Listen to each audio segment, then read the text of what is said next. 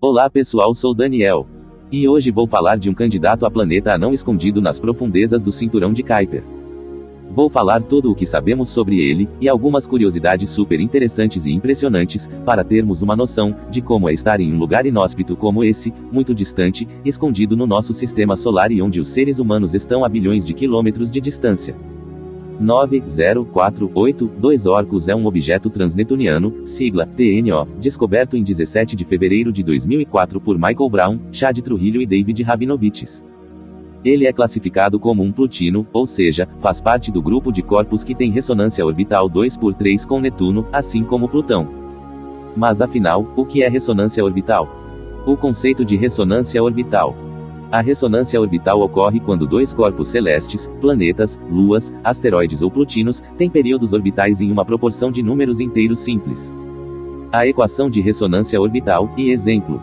O período orbital do corpo A, dividido pelo período orbital do corpo B, é igual à fração de dois números inteiros p sobre q, onde p e q são inteiros pequenos. T-alfa é o período de revolução de A, tempo que o astro A leva para dar uma volta completa ao redor do Sol. T-beta é o período de revolução do astro B. P e Q são números inteiros, exemplo, 1, 2, 3, assim por diante. Isso significa que para cada P voltas de A, B completa Q voltas, repetindo a mesma configuração relativa regularmente. Um exemplo concreto, Orcus e Netuno. Orcus em ressonância 2x3 com Netuno. Isso significa que os dois corpos repetem posições relativas regularmente, reforçando efeitos gravitacionais mútuos. Exemplos famosos de ressonância. O plutino Orcus está em ressonância 2x3 com Netuno. Isso significa que Orcus completa 2 órbitas para cada 3 órbitas de Netuno. Essa ressonância ajuda a estabilizar a órbita de Orcus no cinturão de Kuiper, evitando que Netuno o puxe ou jogue para fora. O segundo exemplo são as luas de Júpiter Io, Europa e Ganimedes. Elas estão em ressonância 1x2x4. Isso garante estabilidade orbital e influencia atividades geológicas, como o vulcanismo em Io. Outro exemplo, os satélites de Saturno, Mimas e Tétis. Também apresentam ressonâncias simples, que evitam colisões e mantêm órbitas regulares. Então já sabemos por que a ressonância orbital é importante. Estabiliza órbitas, previne que pequenos corpos sejam ejetados do sistema solar. Produz efeitos gravitacionais regulares, podem causar marés, aquecimento interno ou mudanças na excentricidade da órbita. Ajuda a entender a história do sistema solar, a distribuição de asteroides e plutinos, mostra que ressonâncias moldaram o cinturão de Kuiper e o cinturão de asteroides. Efeito: órbita mais estável e repetitiva. Agora vamos para outras informações básicas sobre Orcus. Seu nome oficial é 9048-2 Orcus. Mas também é chamado Orco, forma em português, italiano do nome latino. Sua categoria é objeto transnetuniano, e também candidato a planeta anão. Seu diâmetro estimado é de cerca de 917 km, mas pode variar conforme estudos forem surgindo. Sua órbita tem a distância média de em torno de 39 unidades astronômicas do Sol, similar a Plutão. Ele tem um satélite conhecido, Vante, descoberto em 2005, com cerca de 440 km de diâmetro. Seu status de planeta anão, ainda candidato, mas com grande chance de ser reconhecido oficialmente pela União Astronômica Internacional, já que seu tamanho indica que está em equilíbrio hidrostático, ou seja, tem forma esférica. Outra curiosidade. O nome Orcus vem da mitologia romana. Orco era uma divindade cetônica associada ao mundo dos mortos, equivalente a Hades na mitologia grega. Isso segue a tradição de nomear plutinos com referências ao submundo. Ele é considerado o gêmeo sombrio de Plutão. A distância entre Orcus e a Terra. A distância varia muito, porque ambos orbitam o Sol em trajetórias elípticas diferentes. Quando está mais perto da Terra, ele está por volta de 4,4 bilhões de quilômetros, que são 29,3 unidades astronômicas. Unidade astronômica é a distância média entre o Sol e a Terra, que são 150 milhões de quilômetros, e é como base de distâncias entre os astros. Mais longe da Terra, Orcus está por volta de 7,3 bilhões de quilômetros, isso é 49,1 unidades astronômicas. Mesmo na aproximação máxima, Orcus nunca chega nem perto da órbita de Netuno, que são 30 unidades astronômicas. Ele sempre fica muito além dos planetas conhecidos, no cinturão de Kuiper. Sua altura acima e abaixo, máximas em relação ao plano da eclíptica. Acima do plano da eclíptica, norte. O objeto transnetuniano Orcus pode se afastar até 10 unidades astronômicas e 80 centésimos acima do plano da eclíptica. Esse valor corresponde a aproximadamente 1.615.654.996 km de altura em relação à eclíptica. Convertendo para tempo de luz, essa distância equivale a cerca de 1 hora e 30 minutos de viagem da luz, ou seja, 1,5 horas-luz acima do plano. Já abaixo da eclíptica, sul.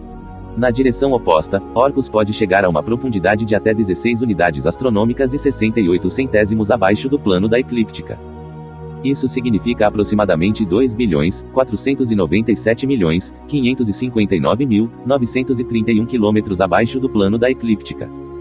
Em termos de luz, essa distância representa cerca de 2 horas e 19 minutos de viagem da luz, ou seja, 2,31 horas-luz abaixo do plano. Assim, Orcus não orbita exatamente colado ao plano médio do Sistema Solar. Ele pode se afastar mais de 2,5 bilhões de quilômetros para baixo e mais de 1,5 bilhão de quilômetros para cima, em relação à eclíptica. O que sabemos hoje sobre a composição de Orcus, vem de observações de telescópios terrestres e espaciais, como o Hubble, e estudos de espectroscopia da luz refletida pela sua superfície. A composição provável de Orcus é mistura de gelo e rocha, diferenciação parcial.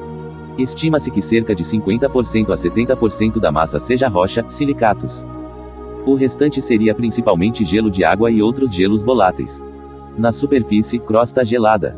Rico em gelo de água cristalino. Indícios de amônia congelada misturada, que é o NH3H2O, hidróxido de amônio. Muitas vezes é chamada simplesmente de amônia aquosa, mas o nome mais usado em química é hidróxido de amônio. A possível presença de metano, CH4, e metanol CH3OH, em pequenas quantidades. No seu interior, modelos sugerem um núcleo rochoso envolto por um manto de gelo. Possibilidade de resíduos de diferenciação, separação de rocha e gelo no passado. A atividade criogênica, os chamados criovulcões, pode ser possível. A presença de amônia e gelo cristalino indica que pode ter havido reaquecimento interno, por radioatividade ou marés gravitacionais com sua lua Vante. Isso levanta a hipótese de que Orcus pode ter tido, no passado, processos criovulcânicos. Os criovulcões, também chamados de vulcões de gelo, são vulcões que, em vez de entrarem em erupção soltando rochas derretidas, lava de silicato, como na Terra, liberam líquidos voláteis ou gases congelados. O planeta não candidato Orcus é formado por uma mistura de rochas e gelos voláteis, com uma superfície dominada por gelo de água e vestígios de compostos como amônia, metano e metanol. Ele se parece bastante com Plutão e Caronte em composição, mas em menor escala. A estrutura e composição de Orcus. No núcleo interior profundo, a composição predominante é silicatos rochosos, minerais semelhantes aos basaltos da Terra. A possível presença de compostos metálicos em pequenas quantidades. Tem a proporção estimada em 50 a 70% da massa total. A função, um núcleo denso que dá estabilidade gravitacional. Mas pode ter havido diferenciação interna, separando rocha, núcleo, e gelo, manto. Manto e crosta, camadas de gelo. Principalmente gelo de água H2O, em forma cristalina. Amônia hidratada, NH3H2O seta apontando para a direita age como anticongelante, reduzindo o ponto de fusão da água. Vestígios de metano CH4, e metanol CH3OH, detectados espectroscopicamente. Há indícios de que pode ter havido criogeologia, vulcanismo de gelo, devido à mistura de amônia e água, sugerindo que parte do interior já esteve líquido. A superfície, crosta visível. Rica em gelo de água cristalino. Presença confirmada de amônia congelada. Região provavelmente recoberta por uma fina camada de poeira escura, orgânicos complexos chamados tolinas, ou tólins formados pela radiação solar. A superfície é relativamente brilhante, com albedo em torno de 0,27, indicando gelo exposto e renovado. Atualmente Orcus não possui atmosfera significativa. Orcus é pequeno, cerca de 917 km de diâmetro, com gravidade fraca, o que torna quase impossível reter gases por longo tempo.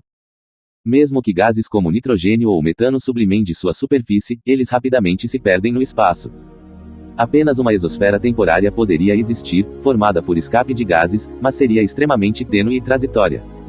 Sim, Orcus possuía uma lua confirmada, chamada Vante. A lua de Orcus, Vante, foi descoberta em 13 de novembro de 2005 pelo telescópio espacial Hubble. O diâmetro estimado, cerca de 440 km, quase metade do tamanho de Orcus. Orbita a uma distância média de 9.000 km do centro de Orcus. Seu período orbital dura 9,54 dias. A massa relativa de Vant, ela pode ter até 1/3 da massa total do sistema Orcus-Vant. Superfície, diferente da de Orcus, parece ser mais escura, com menos gelo cristalino exposto. A origem, ainda debatida, pode ter surgido de um grande impacto, semelhante a Plutão-Caronte, ou ter sido capturada gravitacionalmente. O sistema Orcus-Vant é considerado um mini Plutão-Caronte, porque lembra muito o sistema maior de Plutão e sua lua principal, só que em escala reduzida. A gravidade de Orcus. A gravidade superficial estimada em 0,27 metros por segundo quadrado. Isso é cerca de 2,7% da gravidade da Terra. Na Terra a gravidade é de 9,8 metros por segundo quadrado. Uma comparação prática. Se você pesa quilos na Terra, em Orcus você pesaria apenas em torno de 1,9 kg. Um salto de 1 metro na Terra equivaleria a um salto de por volta de 37 metros em Orcus. Você se sentiria como um balão muito pesado, mas ainda preso ao solo, não sairia voando, mas se moveria devagar como num trampolim. A pressão atmosférica em Orcus é praticamente zero, vácuo. Mesmo que haja escapes ocasionais de gases como metano ou amônia, eles não conseguem ser retidos. Comparação com a Terra. A Terra tem 1 atm, é a pressão do ar ao nível do mar igual a 101.325 pascais. Orcus tem em torno de 0 atm, milhões de vezes menor que a pressão terrestre. Em Orcus, você estaria em um ambiente de vácuo quase total, precisando de traje espacial. Ou seja, gravidade, muito fraca, 1/37 da Terra. Você seria quase uma pluma. Atmosfera, praticamente inexistente, sem ar para respirar nem pressão para proteger o corpo. Um exemplo prático, imagine estar dentro de uma sala de vácuo gigante, com uma cama elástica que o faz saltar 37 vezes mais alto do que na Terra, essa é a sensação aproximada de se mover em Orcus. Até agora, não há observação direta confirmando criovulcões em Orcus, mas a ciência suspeita fortemente que ele pode ter tido atividade criovulcânica no passado, e talvez ainda tenha de forma esporádica. As evidências que sustentam a hipótese. Superfície com gelo cristalino. O gelo exposto em Orcus aparece em forma cristalina. Isso é estranho porque, ao longo de bilhões de anos, a radiação cósmica tenderia a transformar o gelo em forma amorfa. Mas o que é forma amorfa? A forma amorfa é o estado de uma substância em que não há uma organização cristalina definida de seus átomos ou moléculas. Em outras palavras, em um sólido cristalino, como o sal de cozinha ou o quartzo, os átomos estão arranjados em padrões repetitivos e ordenados, uma rede cristalina. Em um sólido amorfo, como o vidro comum ou alguns plásticos, esse arranjo regular não existe, os átomos estão distribuídos de forma mais desorganizada, sem periodicidade de longo alcance. Características da forma amorfa. A ausência de ponto de fusão definido, seta apontando para a direita em vez de fundir bruscamente, amolece gradualmente. Estrutura desordenada em nível atômico, molecular. Isotropia, seta apontando para a direita, geralmente possuem as mesmas propriedades em todas as direções, diferente dos cristais, que podem ser anisotrópicos. Os exemplos são vidro, borracha, alguns polímeros, sílica vítrea. Em resumo, a forma amorfa é o estado sólido sem estrutura cristalina regular, intermediário entre sólido cristalino e líquido. A presença de gelo cristalino sugere que houve renovação da superfície, possivelmente através de fluxos de criolava. Outras evidências que sustentam a hipótese de criovulcanismo. Amônia hidratada, NH3H2O. Detectada no espectro da superfície de Orcus. A amônia funciona como um anticongelante natural, permitindo que a água permaneça líquida em temperaturas muito baixas. Isso facilita a possibilidade de erupções criogênicas, uma mistura de água e amônia, saindo do interior. A sua semelhança com outros objetos do cinturão de Kuiper. Em Encélados, Lua de Saturno, e em Plutão, já foram observados sinais diretos de criovulcanismo. Como Orcus é similar em composição, há grande chance de ele também ter tido processos parecidos. A Lua Vant e a interação gravitacional. O sistema Orcus-Vant pode ter sofrido forças de maré, gerando calor interno suficiente para derreter parte do gelo. Isso daria a energia necessária para alimentar criovulcões no passado. Mas, criovulcões confirmados em Orcus? Ainda não, até hoje não foram vistos diretamente. Mas a possibilidade baseada em evidências científicas. Sim, alta. Os dados sugerem que Orcus pode ter tido atividade criovulcânica no passado e talvez ainda tenha hoje, de forma discreta. Orcus provavelmente não é um mundo morto de gelo sólido, há indícios de que ele já cuspiu gelo derretido do interior, como vulcões de água e amônia, mas ainda falta uma prova direta. E Orcus provavelmente possui tolinas em sua superfície. E vale explicar exatamente o que são. O que são as tolinas, também conhecido como tólins? Tolinas, ou tólins, são compostos orgânicos complexos, formados quando gases simples como metano, de molécula CH4, e nitrogênio N2, são expostos à radiação ultravioleta ou partículas energéticas do Sol e do espaço. São resíduos escuros de cor marrom avermelhada, que recobrem superfícies de muitos objetos do cinturão de Kuiper e luas geladas. A radiação quebra as moléculas simples, que depois se recombinam em moléculas maiores e insolúveis, formando esse material orgânico denso. Orcus, como Plutão e Caronte, mostra regiões mais escuras em sua superfície, atribuídas à tolina. Elas podem cobrir parcialmente a crosta de gelo, dando aquele tom avermelhado amarronzado em imagens espectroscópicas. A função dela na superfície: reduz a reflectividade, o albedo da região. Pode proteger o gelo abaixo de alguma radiação. Indica processos químicos complexos em ambientes frios do sistema solar externo. Isso mostra que mesmo mundos gelados e distantes passam por química complexa, semelhante ao que pode ter acontecido no início da Terra. Orcus recebe em torno de 0,066% da luz que a Terra recebe do Sol. É equivalente a uma luz muito fraca, como um pôr do sol contínuo ou luz de luar refletida na Terra, em seu pleno meio-dia. Como seria o dia em Orcus? O Sol pareceria como uma estrela muito brilhante, menor que a lua cheia no céu terrestre. A superfície ficaria fria e pouco iluminada, mesmo ao meio-dia local. No céu noturno, estrelas são visíveis. O céu seria extremamente limpo. Sem atmosfera significativa, não há difusão da luz. A nitidez das estrelas seria maior que na Terra, como se estivesse em um telescópio, sem poluição luminosa. Vapor de gelo ou exosfera. Orcus não possui atmosfera significativa, nem vapor de água em quantidade. Não há nuvens nem neblina. O gelo na superfície não cria nuvens, apenas uma crosta sólida. À noite, o céu seria incrivelmente escuro e estrelado. As estrelas apareciam mais nítidas e brilhantes que na Terra, um espetáculo no estilo de céu sem atmosfera. Durante o dia, Orcus é sombrio, com luz fraca do Sol. À noite, as estrelas apareciam nitidamente, sem obstruções. O gelo da superfície não interfere, porque não existe vapor ou nuvens significativas. O Sol visto de Orcus seria cerca de 39 vezes menor que visto da Terra, parecendo uma estrela muito brilhante, não um disco grande no céu. Na Terra, o Sol ocupa em torno de 0,5 graus no céu, praticamente o tamanho da lua cheia. Em Orcus, o Sol ocupa em torno de 0,014 graus no céu, quase pontual, como uma estrela extremamente brilhante.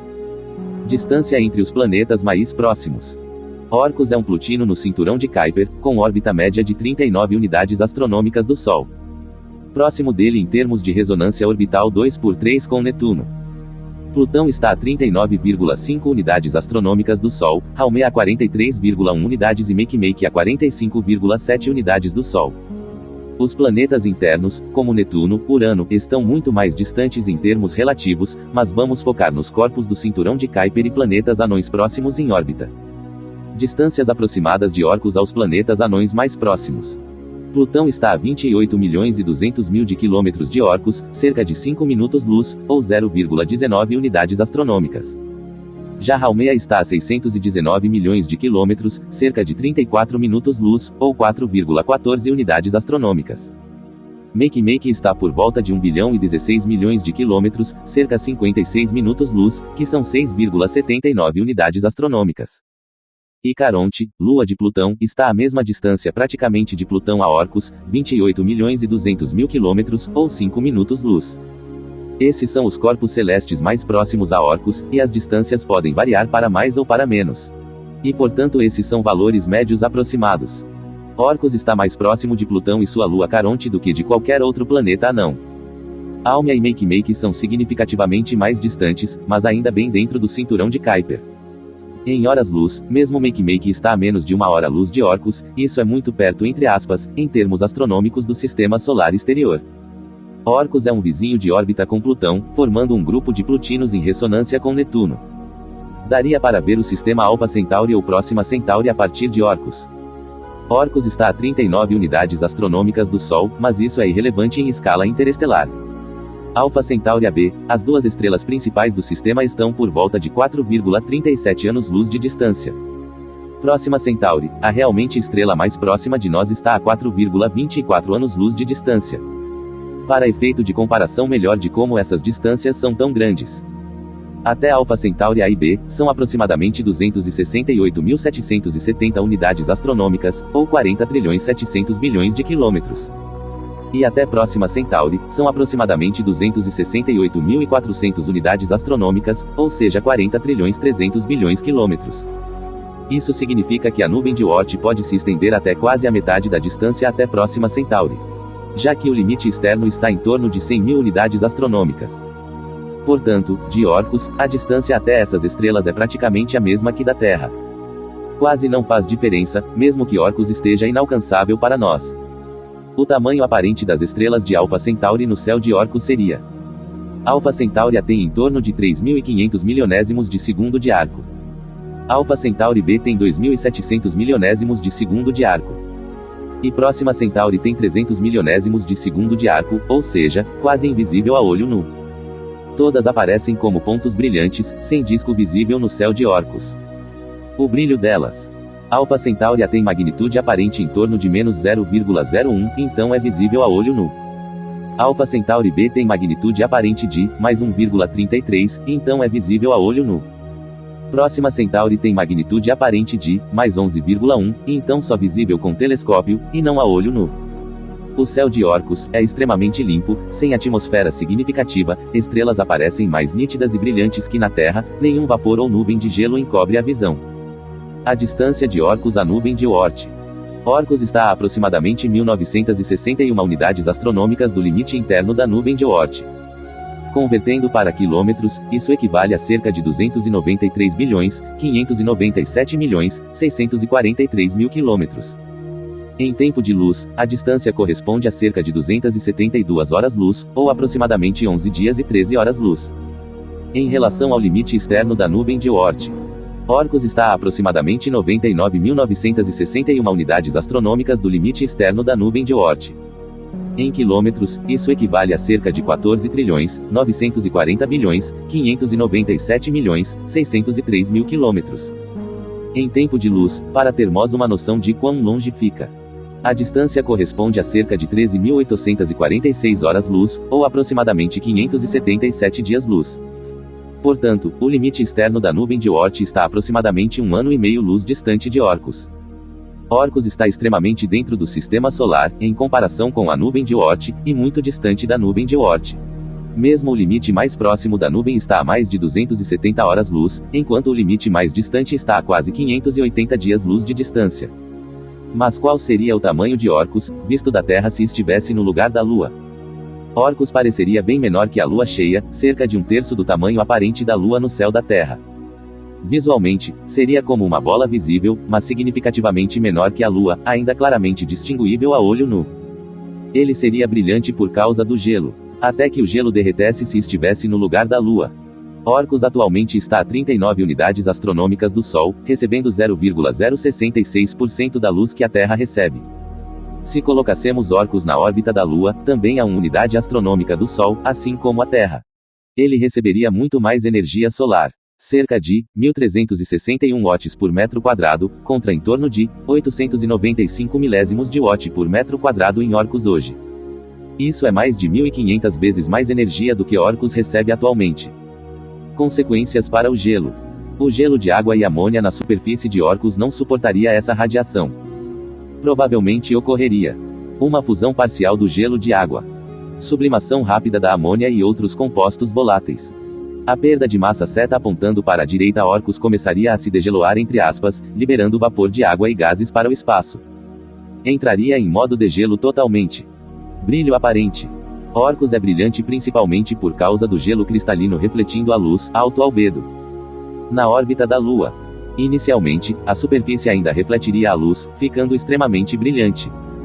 Com o derretimento e a perda de gelo, áreas escuras de rocha ficariam expostas seta apontando para a direita brilho diminuiria rapidamente.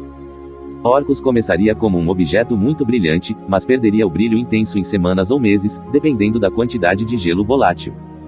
Orcus é muito menos denso que a Terra ou a Lua, indicando que grande parte de sua massa é gelo, misturado com rocha. Comparando com Plutão, Orcus é ligeiramente mais gelado, ou seja, tem menor proporção de rocha. Comparando com cometas, Orcus é mais denso, indicando que é um corpo mais consolidado e menos poroso. A densidade de Orcus é de 1,58 gramas por centímetro cúbico. Isso significa uma mistura de gelo e rocha, mas uma predominância de gelo. A temperatura mínima em Orcus chega a menos 243 graus Celsius, no lado afastado do Sol, na sombra permanente. A temperatura máxima chega a menos 228 graus Celsius, no lado voltado para o Sol, o dia plutiniano. Isso é mais frio do que nitrogênio líquido. Orcus é extremamente frio, com temperaturas muito abaixo do ponto de congelamento da água, mantendo seu gelo de água e amônia sólido permanentemente. Para se ter uma noção, o nitrogênio líquido, que congela instantaneamente, chega a menos 196 graus Celsius. E em Orcus a mínima é de menos 243 graus Celsius. E a máxima de menos 228 graus Celsius. Orcus é muito mais frio que o nitrogênio líquido, mesmo em seu ponto mais quente. Isso significa que tudo que derrete ou ferve a temperatura do nitrogênio líquido na Terra estaria sólido e congelado em Orcus. Quer dizer que ao invés de algo borbulhar antes de congelar, igual acontece com o nitrogênio líquido que mesmo assim congela instantaneamente, em Orcus esse algo congelaria instantaneamente sem nem ter tempo de borbulhar. Que frio rei em hahaha! A água e outros gelos, como amônia, metanol, ficam extremamente rígidos nessas temperaturas. Na Terra, o gelo de água comum já é duro, mas ainda pode quebrar com marteladas leves. Em Orcus, o gelo é mais duro do que pedra calcária ou mármore, praticamente rocha gelada, devido à baixa temperatura. A estrutura cristalina do gelo não permite deformações significativas nesse frio extremo. Qualquer impacto. O gelo quebraria como pedra, não derreteria ou deformaria. Rochas e gelo teriam comportamentos semelhantes sob impacto. Substâncias adicionais como amônia, metano e outros gelos voláteis presentes em Orcus também ficam rígidos e quebradiços, aumentando a dureza geral da superfície. O resultado é que Orcus tem uma superfície que, mesmo sendo gelo, se comporta como terreno rochoso sólido. Orcus mantém gelo de água, amônia e outros compostos congelados permanentemente, muito abaixo do que conseguimos reproduzir facilmente na Terra. E assim concluímos nossa viagem ao intrigante mundo de Orcus, um dos corpos mais fascinantes do cinturão de Kuiper. Orcus é um planeta anão gelado, com cerca de 917 km de diâmetro, formado por uma mistura de rocha e gelo, coberto por tolinas, compostos orgânicos que dão tons escuros à superfície. Ele possui uma lua, Vante, e orbita o Sol em ressonância de 2×3 com Netuno, mantendo sua órbita estável enquanto dança gravitacionalmente com o gigante gasoso. E assim encerramos nossa exploração desse pequeno gigante gelado do cinturão de Kuiper.